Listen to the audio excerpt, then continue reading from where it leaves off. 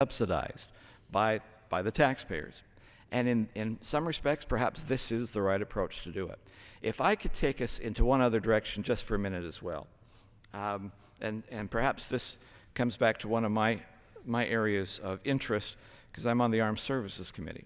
And one of the things that this particular administration failed to do when they announced their new program of canceling Constellation for whatever new goal that they want to have in the future is they failed to communicate with other members of the administration and with other policies and programs within government to see what the impact would have in other government areas. And once again, I'm specifically talking about our military defense system. As I said from the very beginning, we forget that the people who build rockets and have the component parts to put a man into the moon are the same people who build the component parts and build rockets that shoot down incoming missiles from other countries. If indeed we are going, and once again, as was mentioned earlier, the industrial base that creates these jobs is not something you can turn on and off like a spigot on a water fountain. You can't just decide, today we're going to have these scientists, tomorrow we'll fire them and turn it off, and then the next day we'll just open it up and they'll be there again. What we are doing if we decimate Constellation is we're decimating the industrial base that builds our Defense Department missiles at the same time. The House authorization bill has intent language that tries to quantify what this is, because to be honest, as we started our hearings this year on authorization bills, both for NASA as well as for the Defense Department, we simply asked the question that if indeed Constellation is taken out, what impact will it have on the military?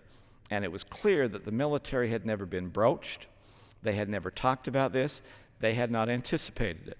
However, reports going over a year now, going back to Congress, had simply said that there would be devastating circumstances and harmful consequences if indeed Constellation was stopped for the military side. Now, in the language that will be presented in the House authorization bill, it simply says that the best estimate we have right now is the cost of military defense on everything that deals with the missile, any kind of propulsion system, is between a 40 to 100% increase in the cost to the defense side of our nation, if indeed we stop Constellation and you fire those 30,000 workers who are part of that industrial base. That simply means that anything that needs a solid rocket motor, an ICBM, the Navy missile system, double the cost of what it will take just to replace those motors, to replace the work, and to keep that system functioning. Any kind of strategic missile that has propulsion as part of it, and I hate to say that, but that's every kind of missile that we have, the cost will increase 40 to 100%, simply because we are losing the expertise and the industrial base. And indeed, oftentimes those propulsion concepts have a fixed cost to them. So if indeed you have to have propulsion in there, there's a fixed cost. If you have less of that, the military will be picking up what is now being shared as far as the cost with NASA at the same time. Our land-based missile system, our kinetic energy system, even the fact of some of our laser systems in the future will have a negative impact simply because the industrial base that builds those missiles for our military is the same industrial base that builds the missiles, the component part, the labor, the propulsion system for NASA, for Constellation. You hurt one, we will hurt the other. And that was a factor that was never considered by the administration or NASA when they came up with their quick decision to try and stop Constellation for something else, some nebulous policy was in the future. Military or defense of this country is the role of Congress. It's a legitimate question. This administration should have asked those questions ahead of time, before they announced the policy. They should have understood what the cost would be and had a plan to handle that cost. As it was, it kind of snuck up on everybody, and now people are trying to play catch-up. And the best way of solving that problem is simply go with a winning program, which is Constellation. Continue on with a goal that is safe and has a clear, concise goal message to it. Don't lose the jobs, don't lose the industrial base, don't increase the cost for our military, and let us move forward in an organized, rational approach rather than this helter-skelter idea that takes place at some particular time. My colleague yield? If I'll yield, yes, I'd be happy to. And one thing I'm concerned about, as my colleague knows, is the fact that this administration is making NASA a partisan issue in many ways.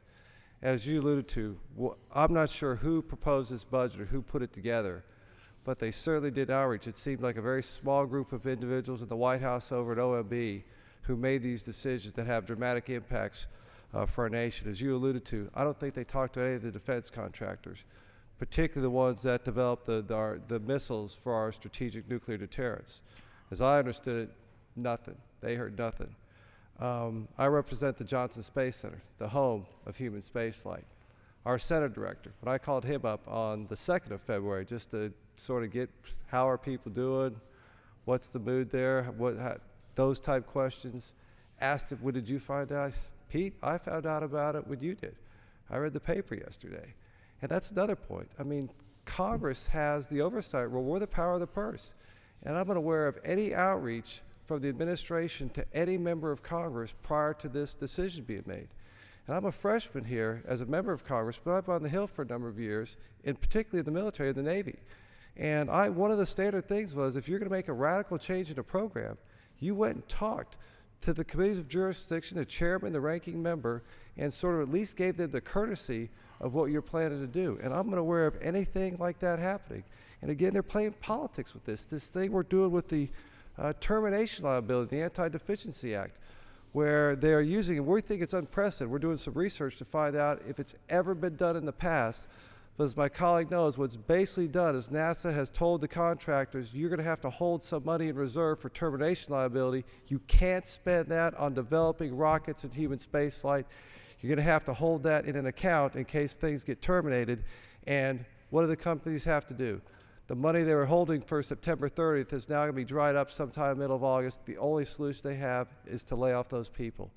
And again, I don't want to be skeptical, but that gets the administration more of what they want. If those people go, we're going to have a hard time getting them back. The costs are going to go up.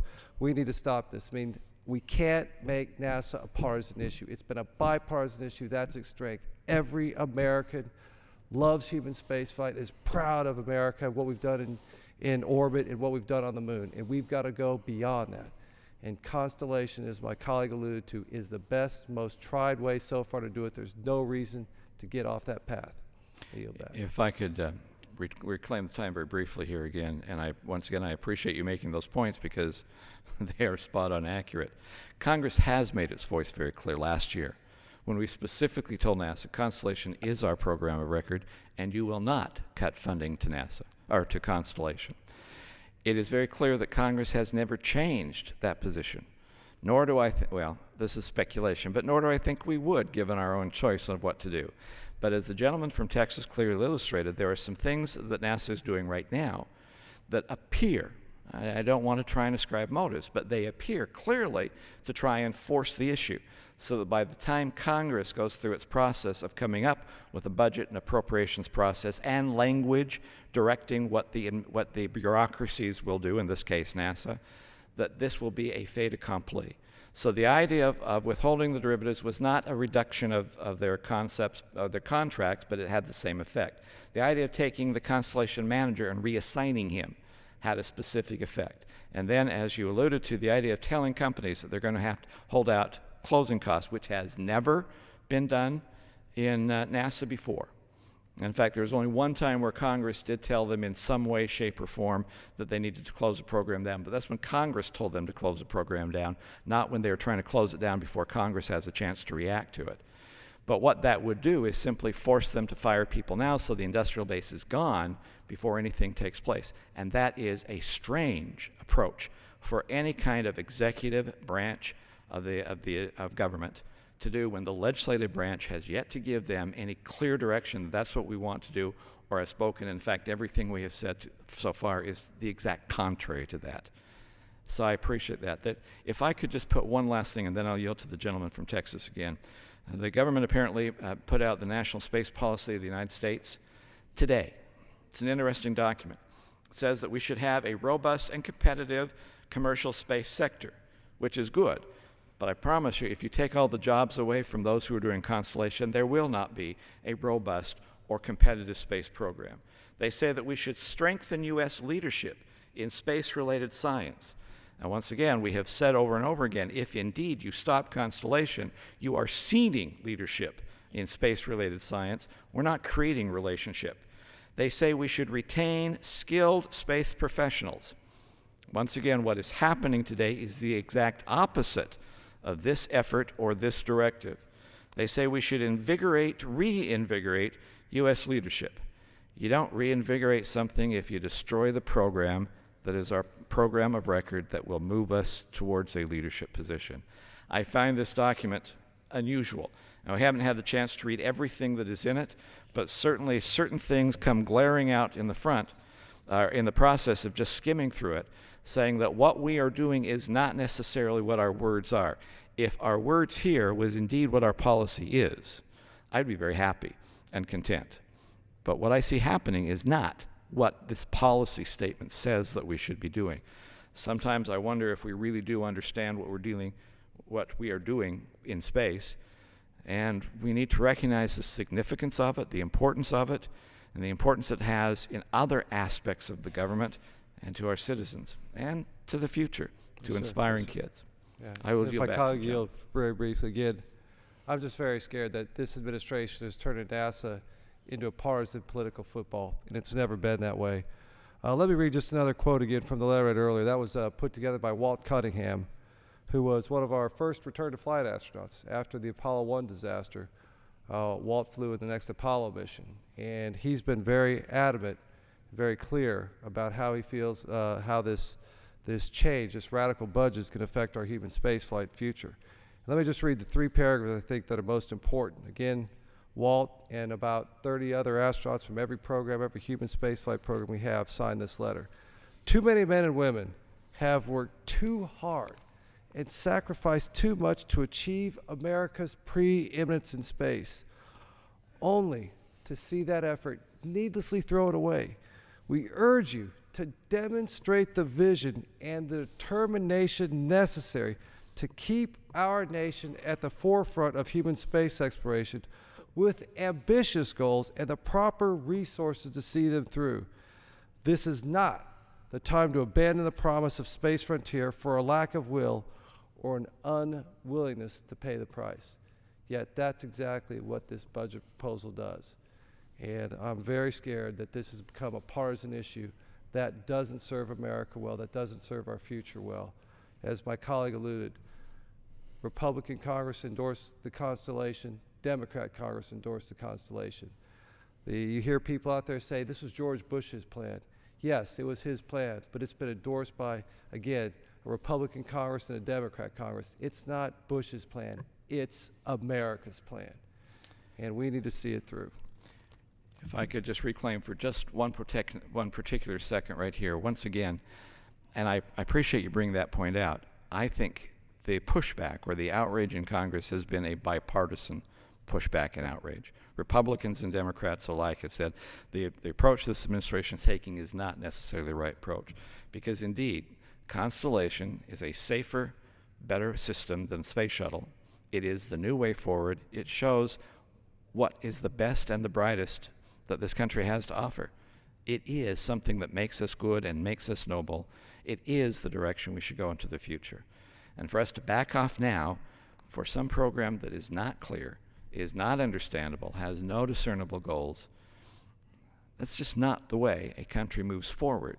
It's indeed the way a country moves backwards, and this country should not be moving backwards. I appreciate the gentleman from Texas leadership on this particular issue, everything that he's been doing in organizing our review, our reports, some of our complaints too, as we try and say what we need to do is do that which moves the country forward and ennobles us as a people. Constellation does that. A clear space mission does that. A mission emphasizing safety for astronauts does that. That's what we need to continue on, and I'm sorry, but what NASA is asking us to do right now does not meet those goals. I yield back for any concluding statements the gentleman Yes, from sir, I'll Texas be very has. brief here. I just want to, you're very aware of the Orion pad abort, the very successful launch test we had. I believe was in the late April, early May. Good chance you can get a Time magazine from this upcoming year, and that's going to be on the cover of that magazine. That was a flawless test.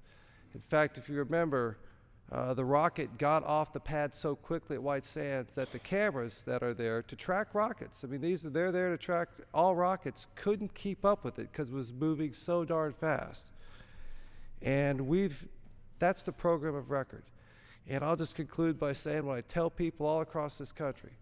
The president and the administration have a voice in this process, but they don't have the final word. The United States Congress has the final word, and I'm confident that we're going to, at the end of the day, Constellation is still going to be the program of record. I thank my colleague and yield back my time to him. Thank you. Mr. Speaker, appreciate your time and efforts. We yield back.